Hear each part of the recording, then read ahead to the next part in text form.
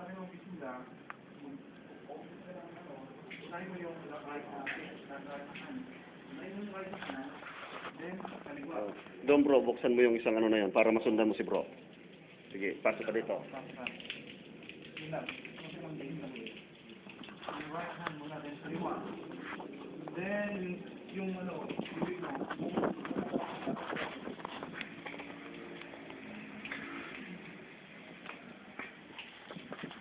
Tapos, yung ilong naman, singa mo siya. Pasok mo yung tubig sa ilong mo. Sisinghutin mo tapos isinga. Singa mo siya. Doon tanong ng kaliwang kamay. Yung kaliwang kamay ko, dalawa sa tapos sa loob.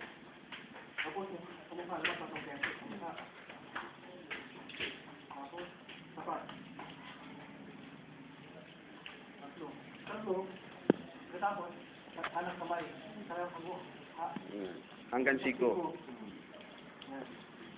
Basta mo, kailangan walang tubig na, walang, ano, Walang tuyo. walang tuyo na part ng tubig mo.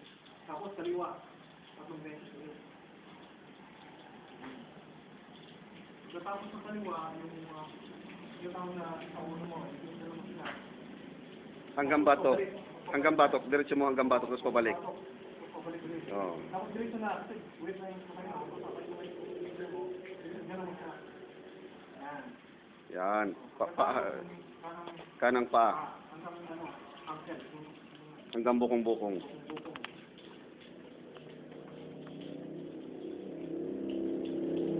Mashallah. Tapos, kaliwa. Kaliwa.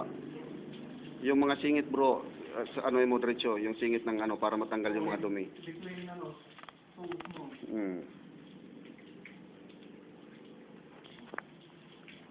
Kailangan mabasa siya lahat. Kasi, the day of judgment, yung ulo natin, nagplan ko siya,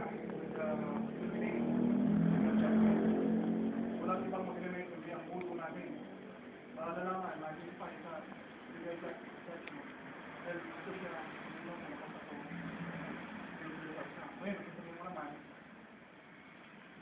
Ashhadu an la ilaha illallah wa ashhadu anna Muhammadan abduhu wa rasuluh. So, pag